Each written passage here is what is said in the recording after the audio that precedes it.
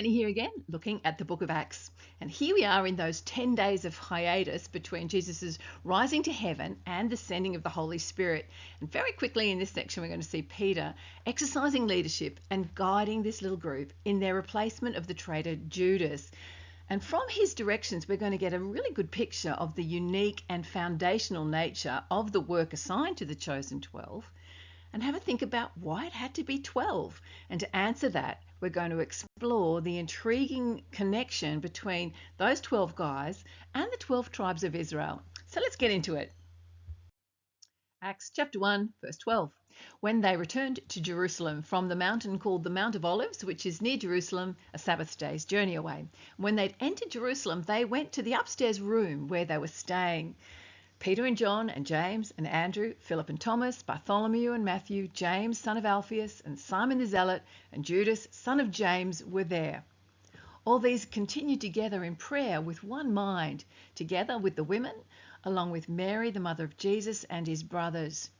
So Jesus has returned to the heavens. They've seen that happen, and these eyewitnesses have returned to Jerusalem following Jesus' instruction to stay put there until the Spirit was given.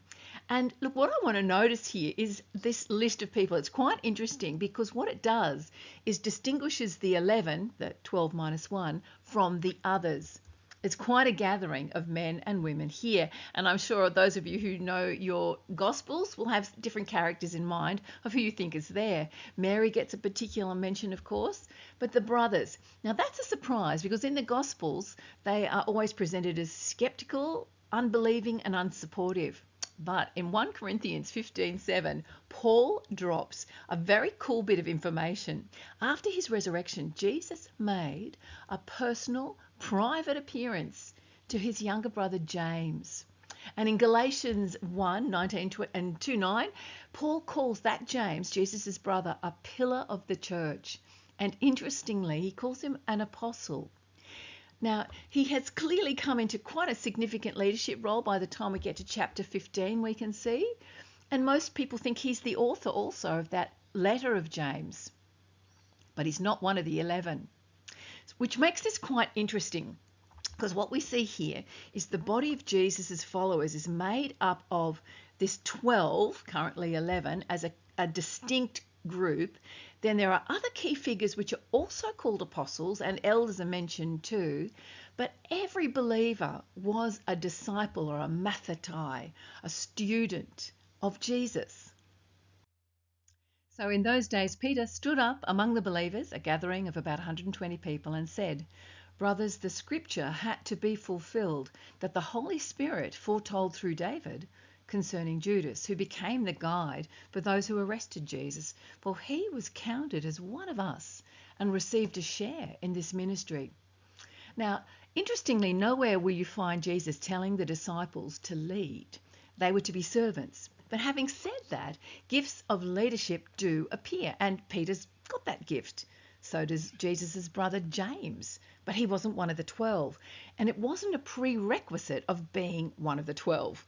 But notice the way Peter leads. He doesn't just make unilateral decisions. He is guided first by scriptures, which Jesus has unpacked for them. And later you'll see him also taking on board suggestions and input from the other believers. He's not domineering. And here we see him finding guidance in the Psalms, believing that the Spirit of God was speaking through David. Because Jesus' betrayal was actually part of God's plans. In Psalm 55, we actually see this description of betrayal by a friend being part of the suffering of God's chosen one. Can you imagine Jesus speaking these words from Psalm 55 directly to Judas? "If an enemy were insulting me, I could endure it. If a foe were rising against me, I could hide. But it is you, a man like myself, my companion, my close friend, with whom I once enjoyed sweet fellowship in the house of God as we walked about among the worshippers." Now, the Psalms also anticipated the kind of punishments that might await God's enemies. And Luke's little aside here, which says, "Now this man Judas acquired a field with the reward of his unjust deed, and falling headfirst, he burst open in the middle and all his intestines gushed out. This became known to all who lived in Jerusalem, so that in their own language they called that field Hakeldama, which is the field of blood." So the psalmist's warning came true for Judas. That was part of the divine plan. And another consequence is this one, which Peter is now quoting from Psalm 109 and says, "It's written in the book of Psalms, let his house become deserted and let there be no one to live in it, and to let another take his position of responsibility or take his job." And his job had been a calling by the Lord to this unique and amazing ministry. So for Peter, Psalms is both a pattern for how God deals with his people, and in this case, a prophecy of what God was going to do. So Peter says, "Thus one of the men who have accompanied us during all the time the Lord associated with us, beginning from his baptism by John until the day he was taken up from us, one of these must become a witness of his resurrection together with us." And Peter says this must take place, but interestingly, in chapter 12, when the first of them actually dies, James, the brother of John, is martyred then, Peter does not replace him. Based on his reading of Scripture and listening to Jesus, Peter is certain that making up the initial 12 was necessary now here at the start. And we'll think about why in a moment. Firstly, though, what a great description we have here of the unique calling of the chosen 12. They were the ones to see and listen and learn from and remember all that Jesus said and did, especially his rising from the dead. They were to be truthful, reliable, careful, and courageous witnesses to the Son of God, Messiah. There's actually no mention of their intelligence or charisma or their age or their personal qualities and giftings. One more thing. To be one of the 12, you had to be chosen by Jesus, the one who knew their hearts. When he first called them, he prayed the whole night before picking them in Luke 6. He knew these men, even the heart of Judas. In John 15, he says, "You didn't choose me, I chose you, and I appointed you so that you might go and bear fruit." So they proposed two candidates, Joseph, called Barsabbas, also called Justus, and Matthias. And then they prayed, "Lord, you know the hearts of all. Show us which one of these two you have chosen to assume the task of this service and apostleship," from which Judas turned aside to go to his own place. And then they cast lots for them, and the one chosen was Matthias. So he was counted with the 11 apostles. So these two guys had been hanging with them the whole time, who knew? And by doing it the Old Testament way, casting lots, they could be sure the choice was God's. Proverbs 16:33 says, "The lot is cast into the lap, but its every decision is from the Lord." So it's actually the opposite of leaving it to chance. And so Matthias is the one who gets the gig of service and apostleship. And then his name disappears from the story, as do the names of most of the 12. The early chapters of Acts, you'll see Peter and John mentioned, but mostly it's just the apostles doing this, going out and preaching, the apostles teaching, organising welfare, doing miracles. The apostles are arrested, the apostles are beaten and imprisoned. All the things Jesus told them they must do and they would experience. These 12 carry on their mission pretty much without being individually named. And that's because it's not their personal story that matters. We don't really need to know what happened to them. What is critical is their message about Jesus, what they saw him say and do, that they saw him resurrected from the dead. Because Jesus spent 3 years carefully training them up so that they could be sent out just as the Father sent him to preach and to teach about the kingdom of God, about salvation in Messiah. It's the message that's endured and not the story of what happened to Matthias. But nonetheless, they are afforded a unique place in the kingdom. Their qualifications can't be duplicated. No one else falls into the category of Matthias. I saw and heard Jesus was selected by him to be a witness. No, Paul says the house of the people of God is actually built on the foundation of the apostles and prophets, with Jesus Christ himself as the chief cornerstone. And it actually gets a little bit wilder. In Matthew 19:28, Jesus says to them, "Truly I tell you, at the renewal of all things, when the Son of Man sits on his glorious throne, you who have followed me will also sit on 12 thrones, judging the 12 tribes of Israel." Judging the 12 tribes of Israel. That's a bit weird. The word for judging is actually krinontes, which can also mean like judging as in the Old Testament judges, ruling.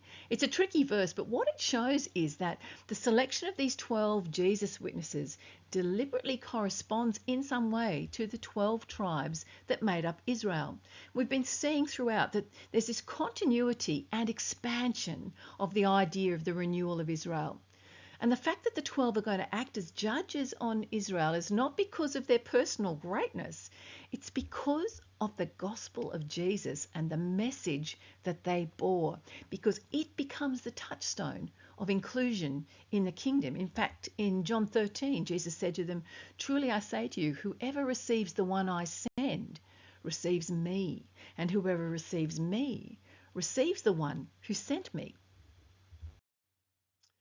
There's actually a bit more. Let's look forward in time for a moment. Check out this vision in Revelation 7 of the redeemed people gathered around the throne of the Lamb. There's actually two groups. The first group is 144,000 sealed from every tribe of the sons of Israel. And after that, the 12 tribes are listed in a slightly weird order, but that's another story. And these are the Jewish believers in Messiah Jesus. The second group is described as a great multitude beyond number from every nation, from all tribes and peoples and languages. This is the Gentiles from every age and corner of the earth. Both groups, we're told, have washed their robes and made them white in the blood of the Lamb. Together they form the new humanity, the new people of God. And then there's this description of the New Jerusalem in Revelation 21, which says it had great high walls with 12 gates, and with 12 angels at the gates. On the gates were written the names of the 12 tribes of Israel. There were 3 gates on the east, 3 on the north, 3 on the south, 3 on the west, and the wall of the city had 12 foundations, and on them were the names of the 12 apostles of the Lamb. So we've got both the tribes of Israel and the Gentile church founded on the Jewish apostles, making up God's family. Israel's restoration is bound up with the church's beautiful future, and Jesus is the cornerstone of it all. And that's why this group, whose witness is the foundation, has to be 12 men. But what's the origin and significance of these 12 tribes? Well, for that we have to look back. Well, the story begins in Genesis 35. It says that after Jacob returned from Padam Haran, God appeared to him again and blessed him. And God said to him, "Your name is Jacob, but you will no longer be called Jacob. Your name will be Israel." And he said, "I am God Almighty. Be fruitful and increase in number. A nation and a community of nations will come from you, and kings will be amongst your descendants. The land I gave to Abraham and Isaac, I also give to you. I will give this land to your descendants after you."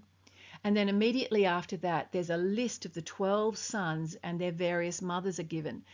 The tribes, of course, are the descendants from those sons. They become the chosen people of God, the nation he chooses to bless and redeem purely because of his grace and not because of their worth or goodness. And that's for sure if you follow the story. The preciousness of these 12 tribes of God really comes out in the Exodus story. For example, it starts in Exodus 24 when Moses is given the law.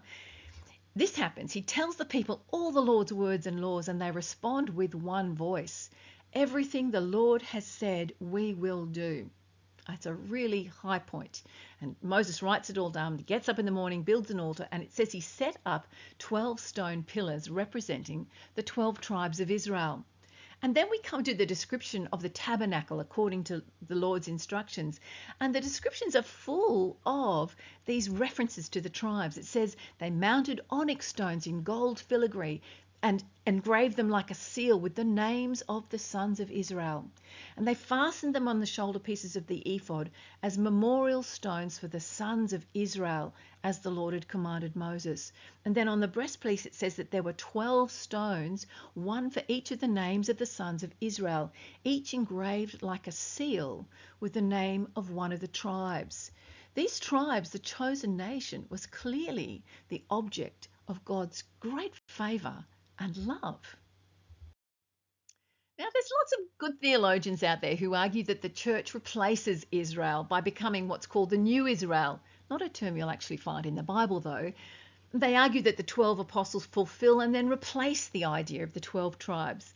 But, I think by looking forward and backwards, as we've done briefly here, we can see that, yes, in Jesus, the promises to Israel are fulfilled, but not so as to end the Israel story. In fact, it feels more like a new beginning.